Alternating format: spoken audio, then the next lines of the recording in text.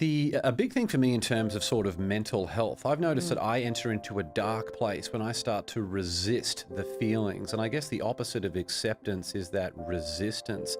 Have you noticed that people putting up those barriers to try and resist those things, like you mentioned humor there. I feel like to have humor, you've got to be in a place of acceptance rather than resistance to be able to do that. But that acceptance and awareness of things, good or bad, that are going on in your life, rather than resisting it, is that a big part of all the work that you've done with the School of Resilience and all the resilience things that you lead? Well, that's a great insight you have there, because acceptance is actually the first step in my 12 steps to resilience. And acceptance is so important because I call it the doorway. You've got to get to the doorway. You've got to accept whatever is happening in life. And for me, it wasn't till the point where I got to it when I got home from hospital in a wheelchair, plaster body cast as a paraplegic, having to accept that all of the goals I had in life, going to the Olympics and all the other dreams and goals I had, were gone.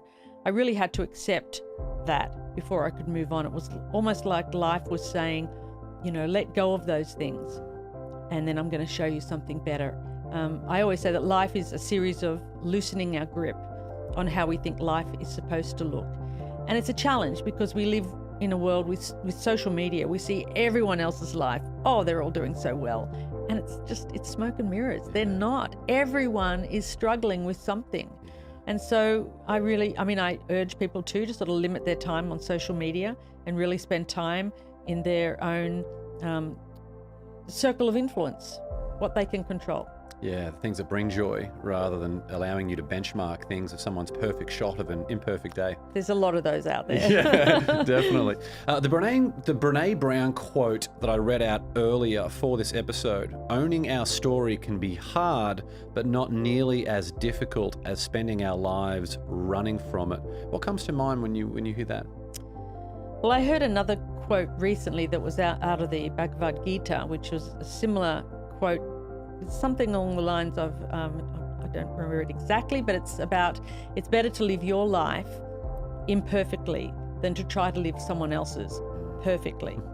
So I think it's important, as I said, going back to social media, we see other people's lives and we think it's perfect and we chase those things, but often we do that to our own detriment, of really owning our own story and all of it, and which is something that I've had to do recently, which is about integration.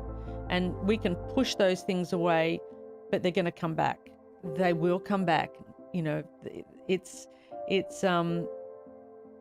guess that's a rule of life. We can avoid something, but it never really goes away. We're sort of pushing it underneath like the beach ball under the surface, but eventually it's going to pop up